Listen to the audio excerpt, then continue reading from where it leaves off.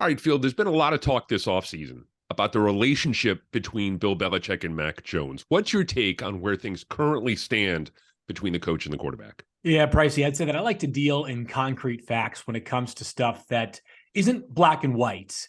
If it's a player being signed or a player being traded, there's two outcomes, right? It's either true or it's false. He's been signed or he hasn't been signed. He's been traded or he hasn't been traded.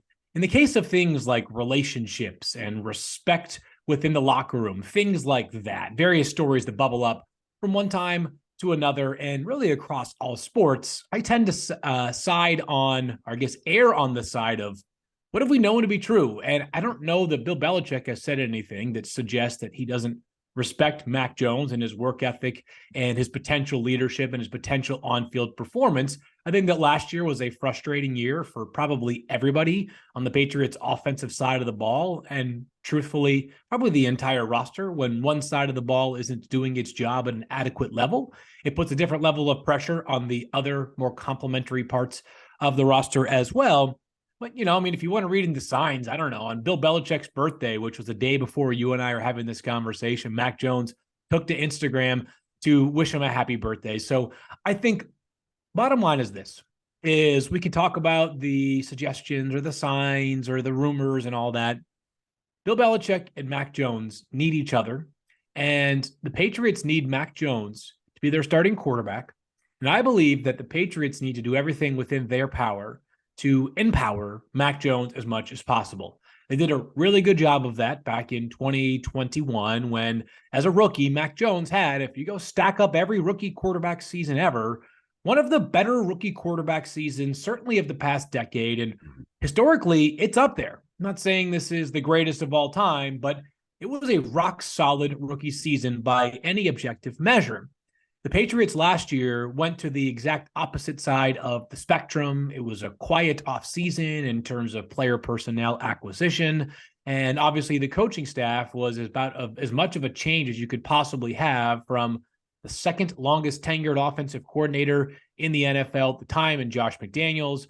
Only Pete Carmichael of the Saints had been around in his current spot longer, to somebody who had never called an offensive play in his life, obviously, and Matt Patricia, who was a defensive guy. So I think more important than the relationship is the Patriots putting Mac in a position to succeed, and then Mac sort of following the footsteps he set for himself as a rookie back in 2021. Because ultimately, if this team is playing much better football, and I would say already on paper, they seem primed for a much better offensive season. I think the relationship story, like that kind of stuff goes away because you'll see a lot of smiles and a lot of winning in New England. It feels like they have done, as you point out, I think the phrase is a good one. They're taking steps to empower Mac Jones. And really, in my mind, one of the first ones is the addition of Bill O'Brien. Tell me a little bit about what sort of impact a guy like O'Brien can have, and not just so much, looking at Patricia and what happened there last year, but moving forward, the idea of adding someone like Bill O'Brien to a staff, and including with a young quarterback. What's the upside there? Yeah, a lot of upside, Pricey. He's one of the best offensive minds in the NFL, and he's done it as an offensive coordinator. I know as a general manager, he's going to have a less than stellar reputation. A lot of his big moves do not pay off in a significant way. But as a head coach, he's the winningest coach in Texans franchise history, which you may say, first of all, it's not that old of a franchise. Second of all, it's not like they've had a bunch of winning coaches there. But still, the most relevant the Texans have been as a franchise has been with Bill O'Brien as their head coach. And it hasn't always been because he was littered with a bunch of top flight wide receivers. In 2021, which was the last season, 2020, which was the last season that we saw Deshaun Watson play for the Houston Texans. He was out 2021 and then most of 2022. He led the NFL in passing yards and passing touchdowns. Like, he was a prolific quarterback, and it wasn't like he was throwing to, Devontae Adams, Tyreek Hill, and Stephon Diggs. He was throwing to good players, but not necessarily elite players across the board. And this goes back to Bill O'Brien's tenure with the Patriots as well, as we know. And, obviously Tom Brady, greatest, most accomplished quarterback of all time, but it would be reductive and oversimplified to say, something, he had Tom Brady. That's all that matters, right? Like, even Tom would tell you that Bill O'Brien is one of the best offensive minds that he's ever been around. He was a big part of the Patriots spearheading this sort of two tight end revolution, which revolution might be too strong of a characterization, but before the Patriots doubled down on that tight end spot, not a lot of teams in the NFL were consistently doing that. We see a whole lot more of it today than we did about a decade, I guess more like 12, 13 years ago when the Patriots first got started in that regard. And I think there's an accountability with Bill O'Brien that is unmistakable. Yeah, he's going to run hot. That's part of his disposition, but there's no mystery from that. And it's not rooted in, frustration with the player on a personal level. It's rooted from wanting to be great.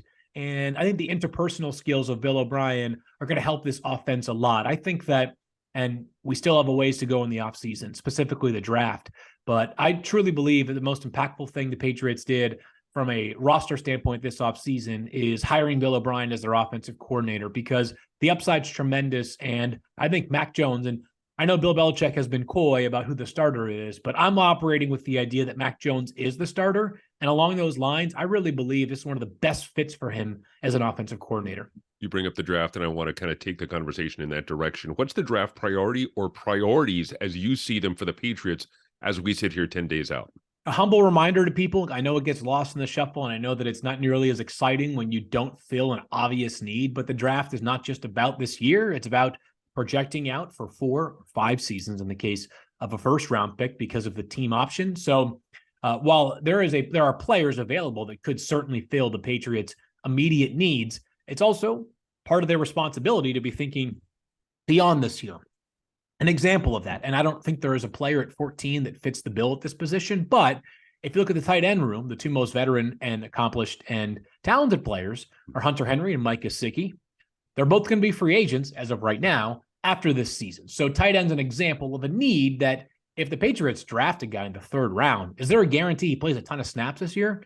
No, but he might play a ton of snaps next year if Hunter Henry and Mike Gesicki are playing elsewhere. But that's getting a bit ahead of ourselves. I feel like the Patriots were always really good with that, or have been with running backs, right? They've always, whether it was James White or Shane Vereen or guys who you're thinking to yourself, wait, they barely play as a rookie. How could that be a useful draft pick? Well, Trey Flowers is another name that comes to mind. That redshirt year, absolutely, that feels like that they're kind of in the pipeline.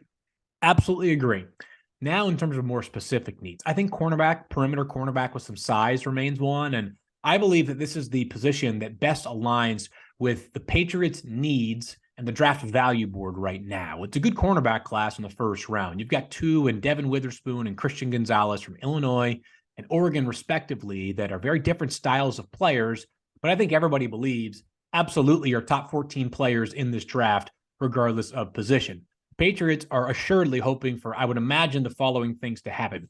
All 4 quarterbacks go ahead of them in the first 13 picks, and Bijan Robinson, who is a tremendous player. I'm not ruling him off the Patriots board because he's unbelievable. Like, I've already imagined what the reaction would be if Bijan Robinson became a Patriot, and part of me would be like, you have a good running back in Ramondre Stevenson. You have some depth with 2 players who drafted last year and added James Robinson in free agency. At the same time, like, wherever Bijan Robinson goes, he's already the favorite to become the NFL's offensive rookie of the year. So I imagine almost in some ways, though, the Patriots, because of the value of that position, would be happy if he went in the first 13 selections. Cornerback makes sense to me. Offensive tackle makes a lot of sense to me as well. Patriots may have their 2 starting offensive tackles already on the roster, whether it's Trent Brown, whether it's Riley Reif, whether it's Calvin Anderson, 3 guys who are making not necessarily, and Trent Brown's making pretty darn good money, and Riley Reif has a chance to make some good money via incentives, but it's not like any of those guys, by the length of their contract or the size of their contract, is an absolute no 2 ways about it, lock them in starter right now. But I think there's also a pretty clear path to each one of them earning a starting role. Now, that being said, Roderick Jones from Georgia, Paris Johnson from Ohio State is sitting there at pick 14 for the Patriots. Things could get pretty interesting. Both guys who obviously played at big pedigree schools. They both played against top competition, having played in the college football playoff. Roderick Jones, before people say, well, do you really want to go down the path of taking another Georgia tackle after probably some scar tissue has developed due to Isaiah Wynn? totally different players. I think as a scouting staff, you got to be able to compartmentalize and look past where a player went to school before deciding whether he fits or doesn't fit within your program. And then the last position I think people are talking about a lot is wide receiver. I tend to think of it as like there's at least one wide receiver spot still available. You've got two players in Kendrick Bourne and also Devontae Parker, who are going into the final year of their current contracts. Tyquan Thornton, a guy that I think you have some pretty significant hopes for if you're the Patriots, and Juju Smith-Schuster, each of those players under contract for the next 3 years. And, those are guys that are going to be around for a while. So I'm not sure that you have 3 wide receiver spots available right now, because that's 4 locks, in my opinion, right there, barring injury. But I think the Patriots could probably use something a little bit different at the wide receiver core that they don't have right now.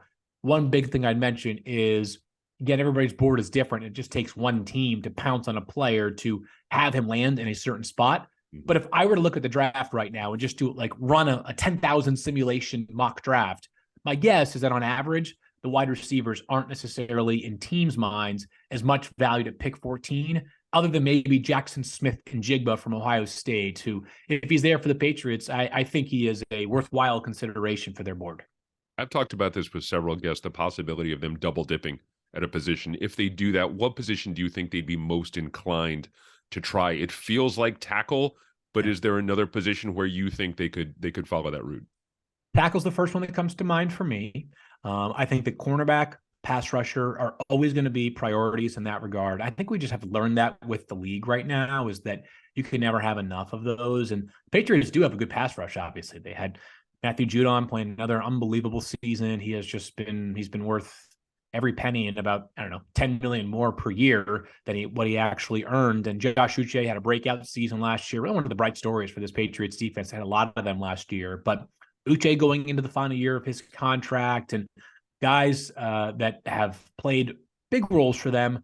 I wouldn't say any of the other pass rushers are like lock it in, blue chip, difference-making edge rushers on a week in and week out basis, at least at this juncture, based off what we've seen. I know the cornerback room has some depth, right? I mean, Jonathan Jones and Marcus Jones and, Jack Jones, so a lot of Joneses. Keeping up with the Joneses in the cornerback room amongst the players, they're going to make up that cornerback room. But I just don't think you can have enough depth there, especially if they bring something different, which right now, not to repeat myself, but you need some size in that cornerback room, because the 3 Joneses probably average out at 5'9", 5'10", if that. So, and certainly those guys had some awesome moments last year. But the game that always sticks out to me for the Patriots and the cornerback play is not the Minnesota game. Everybody's going to say, Justin Jefferson did his thing against Jonathan Jones. He's also the best wide receiver in the NFL. Whether that was Darrelle Revis in his prime or Jonathan Jones in 2022, sometimes the offensive player is just better too. That does happen, believe it or not.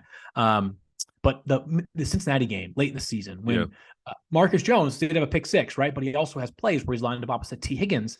And you're talking about I think at least 7 or 8 inch difference in terms of size. And he was, blanketing him on some plays, but Joe Burrow is so surgical and accurate that he's thinking to himself, I'm going to throw it high and let the guy who's got 7 inches and whatever the difference in vertical leap is on the cornerback go make a play. So that would be the one area specific to the cornerback spot that I would hone in on is, if there's a 5'11", 6 foot, 6'1" corner available and Christian Gonzalez fits that bill, he would be the player that I think would really be a big difference maker for the Patriots secondary. I'm glad you bring up Marcus Jones, and I'm curious from a fantasy perspective and maybe from a personnel perspective, what do you make of him?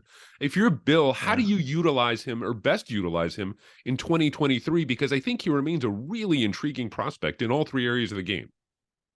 No question about it. I think that of the past, I don't know how long, but he's the most Patriot in quite some time. Right. I mean, he is 3-phase player, scored in all 3 phases last year, which is just incredible. Homegrown, 3rd round pick, a little bit overlooked.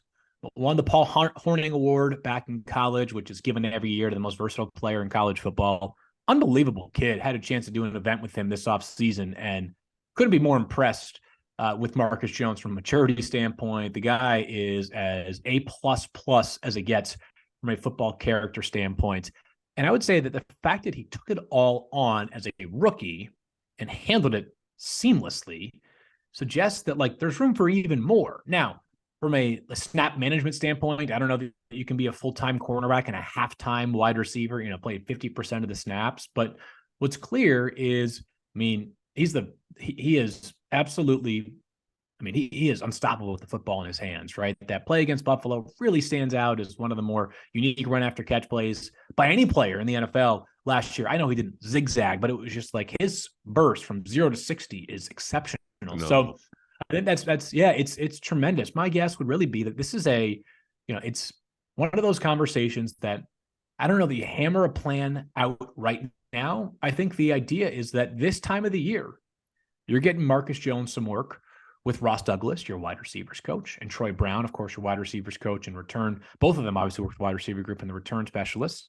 And then you're working with the cornerback room as well. Mike Pellegrini, your cornerback coach, and you saying, let's teach them all. Let's teach them it all. And I think it almost is like one of those where it's probably not a perfect analogy, but it's like a 3-point specialist in the NBA where you're just like, might be games we're leaning on them a ton because we're going, playing fast pace against a team that can put the ball in the bucket.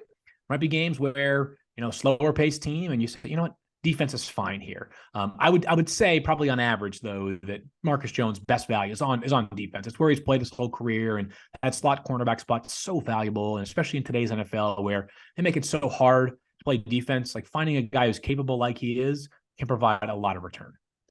My old podcast partner compared him to Julian Edelman a little bit, and I know that's a dangerous comp because Edelman had such a phenomenal career in New England, but a smallish guy, overlooked, versatile, who can do a bunch of stuff. And again, that's a dangerous road to go down because Edelman is, had such a legendary career, but I think it's a good place to start, at least where he is right now. If it's drawing that comparison and the reaction from the audience is not, whoa, whoa, whoa, whoa, whoa, it's a good sign, right? I mean, he has shades of Julian Edelman. He has shades of Troy Brown late in his career when he moved to the defensive side of the ball on occasion. I mean, I think that's one thing, and I know that this wasn't the exact question we started with, but as I think about how the Patriots get back on track, Pricey, I do think that like some of the things that made them so special in their early run, that first run, and to a degree, that second run of 3 Super Bowls. But unfortunately, in the culture that we live in today, everything is just, well, Tom Brady got him to 6 Super Bowls, and that's all that matters, right? And everybody else is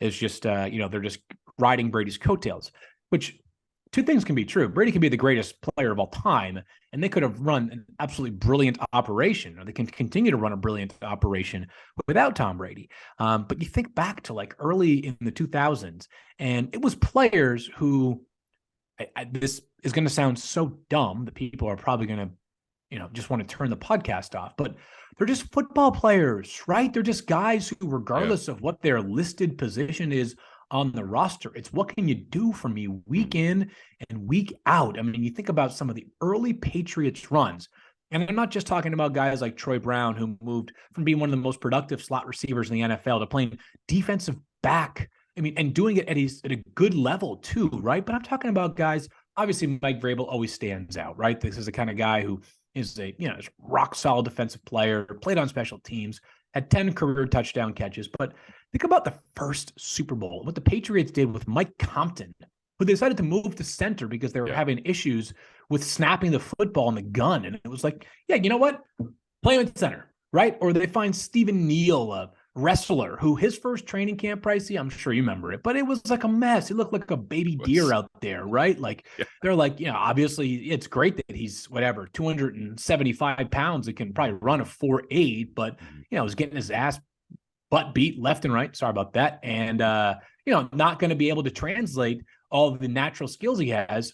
And then within like 2-3 years of development under the great legendary Dante Scarnecchia, he's moved all over the offensive line and just becomes this total beast at guard. That to me is what has to continue to define the Patriots is football players. I know that sounds generic and simple and maybe even silly. Football players. And I think Marcus Jones, one of the better examples of a guy that, regardless of what he's listed as on the Patriots roster, like, how do you make the most of him every single week? I think back to the conversations, the phone calls that both Julian Edelman and Matthew Slater said that they had with Bill Belichick on draft day, where they said, look, Belichick said, look, we don't know what we're going to do with you, but we'll find a spot for you. The ability to win on the margins I think, define the Patriots in a lot of ways when you talk about that first run. And one of the things that I think they really excelled at was special teams. And it feels like they need a bit of a kick in the ass a little bit when it comes to special teams, whether it's coaching, whether it's personnel, whatever the case may be. What do you see them doing this offseason that maybe gives you some optimism when it comes to that special teams position? Yes. I mean, I get it. Like, I don't want to, I'm going to go through my answer, then I'm going to retort to what I think fans would probably ask me. And I understand their mindset, by the way, is personnel wise, they did make some additions, whether it was Chris Board in free agency, who Bill Belichick went on a Chris Board rant before the Lions game last year that, like, you might as well have penciled him in to become a Patriot after the season once that rant took place, right? But not just Chris Board added, also having, obviously bringing back Cody Davis, who we'll see where he's at medically, but it's an ACL tear, which we've seen guys come back and look like themselves at some point down the road. But I was saying this at an event recently, a special teams unit is often like a chain link fence. And you lose one link and all of a sudden everything else is compromised. And I thought Cody Davis really was compromised, or his loss really compromised the Patriots in a couple of different phases. And that's obviously not to blame Cody. That's what happens when you get injured. But it's actually to highlight and credit Cody Davis for being such a steadying force. He was the personal protector on the punt team, and then obviously played basically on every coverage unit. And then late in the season, I understand that it was there's a lot more than just one player that goes into 2 kickoff returns allowed. But Brendan Schooler's out in week 18 of the NFL's regular season, and Patriots allow 2 kickoff returns for a touchdown. So I think the Patriots having their guys back intact will be significant. And I think there will be some more Joe Judge influence this year than there was last year. I know that Cam Cord became the person everybody wanted to get mad about, and I get it.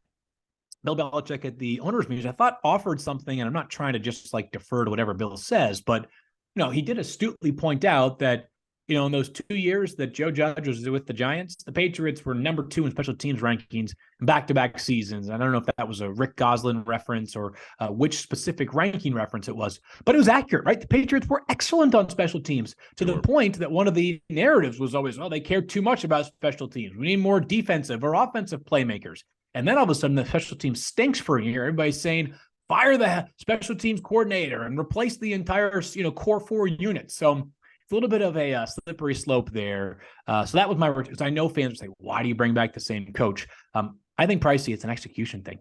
I'm not saying that special teams is not complex, because it can be, but it's not like the number of wrinkles in the special teams playbook is anywhere close to the offensive playbook, right?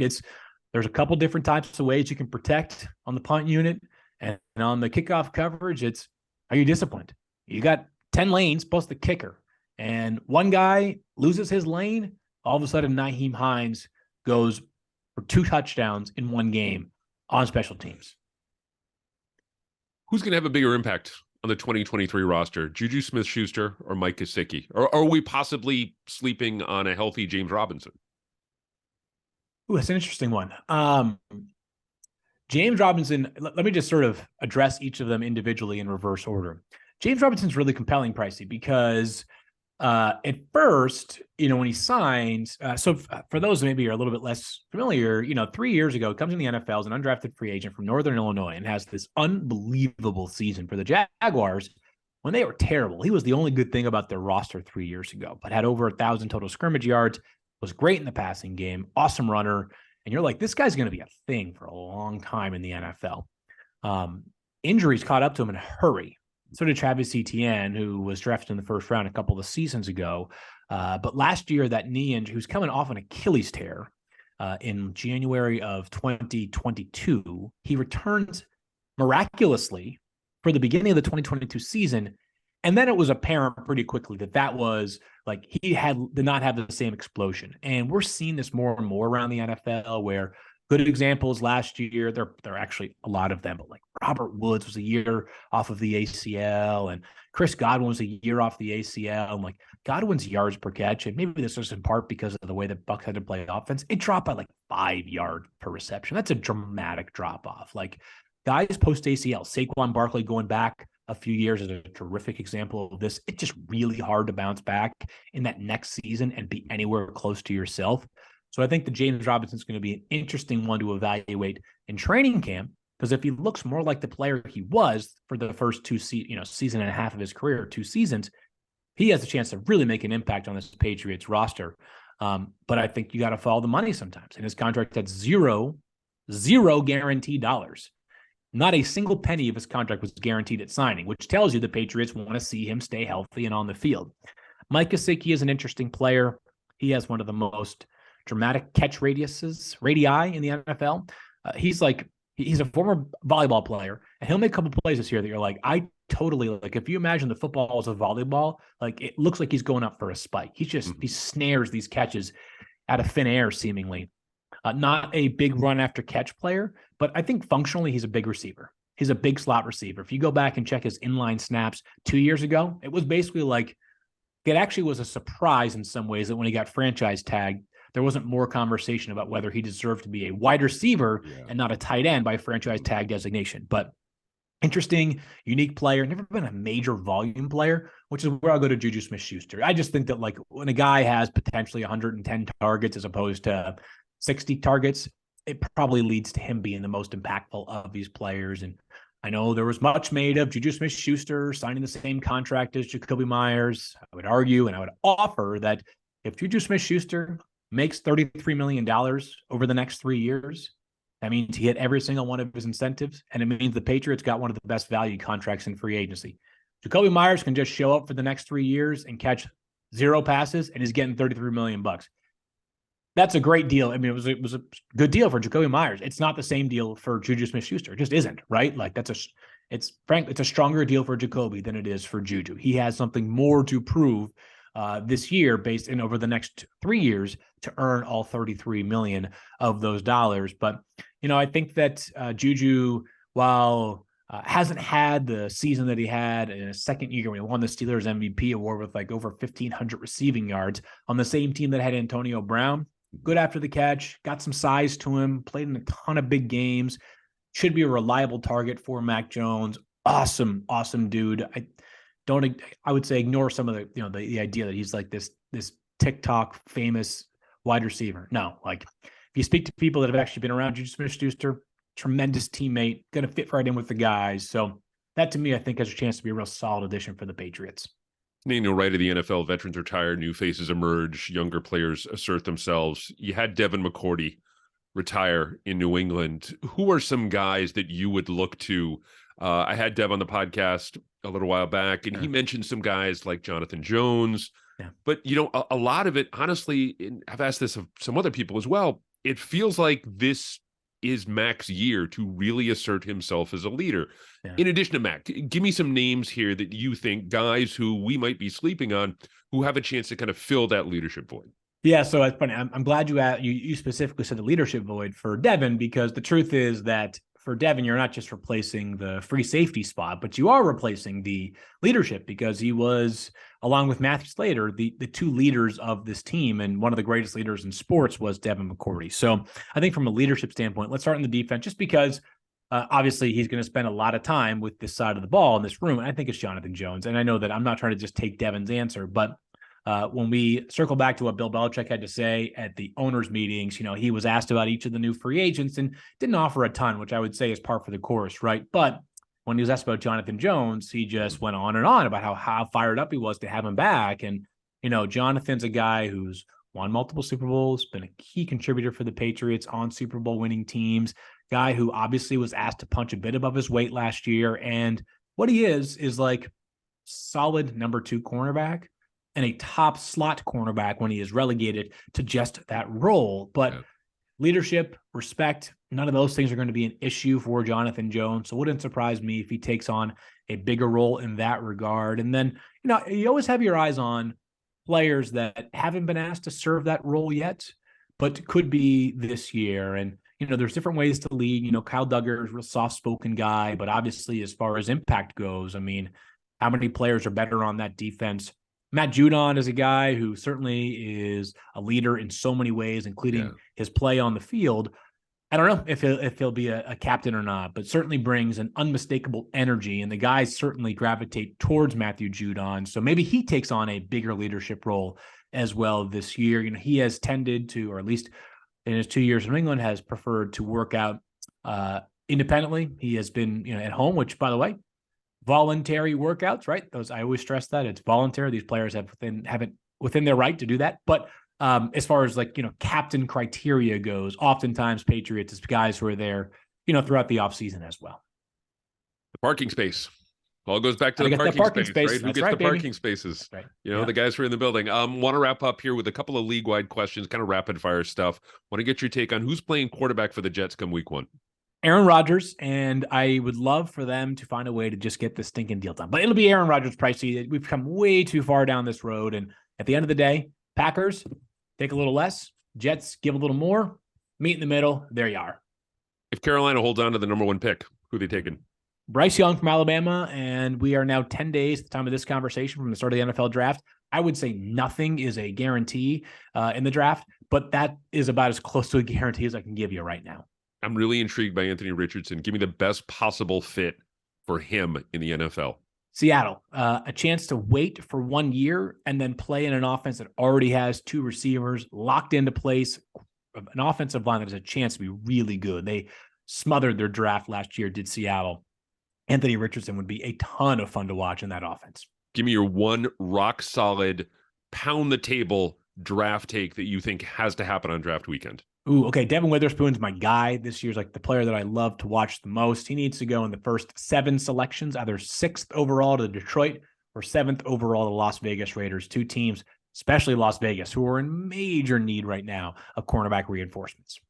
Bill, this has been great, man. Thank you so much. We're looking forward to watching you. Are you going to be part of ESPN's coverage on draft weekend? You're going to be on TV? ESPN's. I'll be on TV during the day, and then during the draft, Thursday, Friday, we do a draft show. It's on all ESPN's digital platforms for those that want to watch on Twitter, YouTube, ESPN app, you name it. We will be there. We'll have a reaction to every pick through the first 3 rounds. Awesome. Thank you so much for doing this, my friend. I know you're really, really busy this time of year, so I really appreciate you taking some time out of your day.